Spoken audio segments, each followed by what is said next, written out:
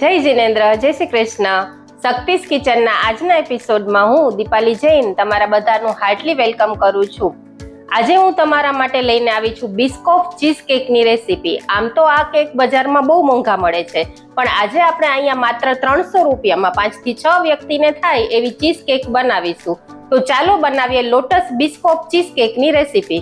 બિસ્કોફ cheese cake બનાવવા માટે મેં અહીંયા લોટસ કંપનીના બિસ્કોફ બિસ્કિટ લીધેલા છે. તેને આપણે એક બાઉલમાં નાખી અને એને આપણે ક્રશ કરી લેશું.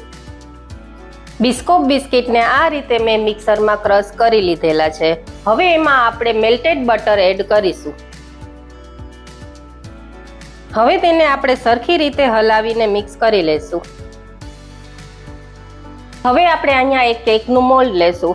એમાં આપણે બિસ્કોફ બિસ્કિટને આ રીતે સાઈડમાં રાખતા જશું.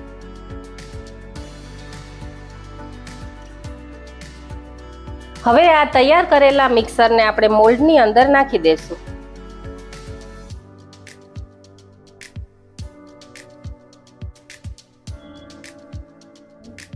હવે આપણે એને આ રીતે સેટ કરી લેશું.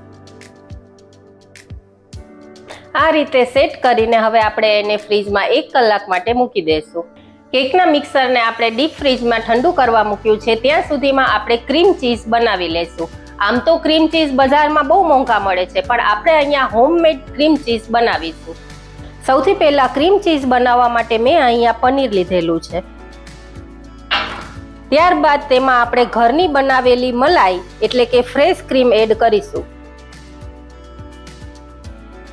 ત્યારબાદ તેમાં આપણે ચીઝ એડ કરી દઈશું.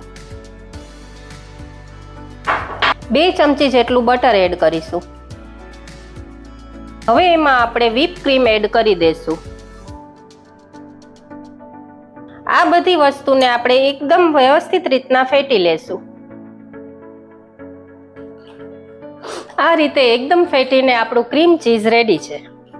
હવે આ તૈયાર કરેલા ક્રીમ ચીઝને આપણે કેક ઉપર પાથરી દઈશું.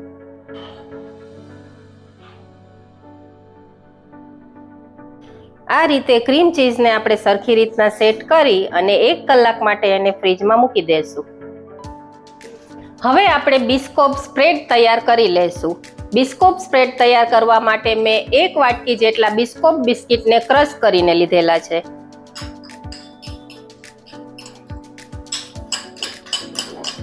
તેમાં આપણે 2 ચમચી જેટલી દળેલી ખાંડ, 2 ચમચી તાજી મલાઈ,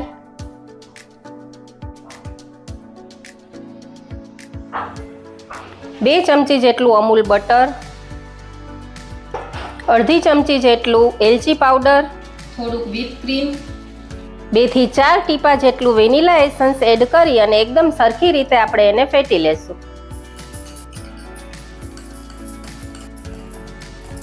હવે આ તૈયાર કરેલા બિસ્કોફ સ્પ્રેડને આપણે કેક ઉપર સરખી રીતના લગાવી દઈશું.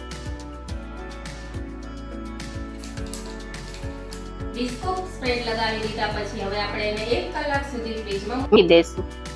આ રીતે 1 કલાક પછી આપણી ચીઝ કેક રેડી છે. એને હવે આપણે અનમોલ્ડ કરી લેશું.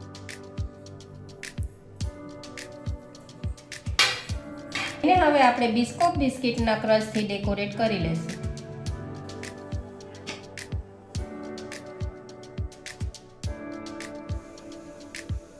તો આ રીતે આપણી બિસ્કોફ ચીઝ કેકની રેસીપી રેડી છે. જો તમને મારી આજની રેસીપી ગમી હોય તો તમારા રિવ્યુ કોમેન્ટ સેક્શનમાં જરૂરથી જણાવજો અને મારા શક્તિસ કિચનના પેજને લાઈક અને સબસ્ક્રાઇબ કરજો.